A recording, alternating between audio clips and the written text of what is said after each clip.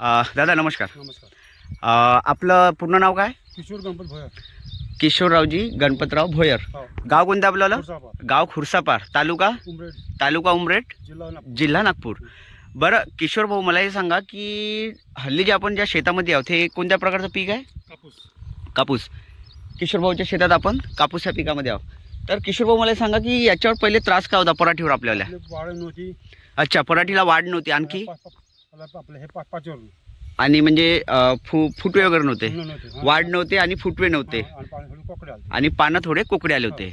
तर बरं किशोर भाऊ, आता तर आपण हल्लीमध्ये प्लॉटमध्ये आहोत, हा. तर आता तर आपल्याला पराठी बी क्लिअर दिसत आहे हो. आणि पराठीची वाढ बी चांगली होत आहे आणि हा. फुटवे पण चांगले घेत आहे, बरोबर आहे? हो, हो. फुटवे पण चांगले हा. घेत आहे. हा. तर मला हे सांगा किशोर भाऊ की याच्यावर तुम्ही कसल्या प्रकारचं औषध फवारणी केलं, म्हणजे तुम्हाला कोणत्या दुकानदाराने सांगितलं? श्री साई गणेशा कृषी केंद्र हिंगणघाट. श्री साई गणेशा कृषी केंद्र हिंगणघाट हो. यांनी तुम्हाला पराठीचं औषध दिलं.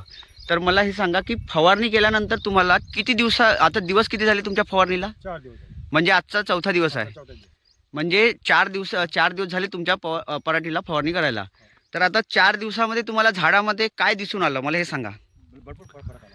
म्हणजे फरक पिल्ला, म्हणजे फरकमध्ये काय की जसं झाडाची वाढ झाली, फुटवे झाले.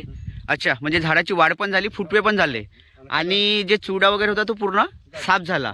ठीक आहे. तर किशोर भाऊ मला हे सांगा की आता बाकी बी काही शेतकरी आहे ज्यांचे पराठी म्हणजे एकदम लहान आहे किंवा दबलेले आहे, तर त्यांनी हे फवारणी करायला पाहिजे की नाही करायला पाहिजे? चला पाहिजे. श्री साई गणेशवाल्यांनी. जसं आता तुम्ही बी याच्या पहिले आता जसं उमरेड आणि तुम्ही श्री साई गणेशा कृषी केंद्र हिंगणघाट, आज कमीत कमी 80 किलोमीटरचा फरक आहे, बरोबर आहे? आता इथून म्हणजे तुम्ही तिथे औषध घ्यायसाठी जाता, हो. है ना?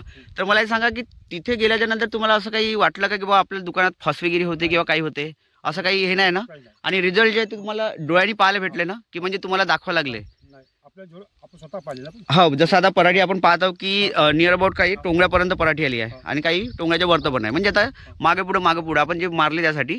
तर रिझल्ट जे आहे एकदम फास्ट आहे ना? अजून फास्ट. ठीक आहे, धन्यवाद.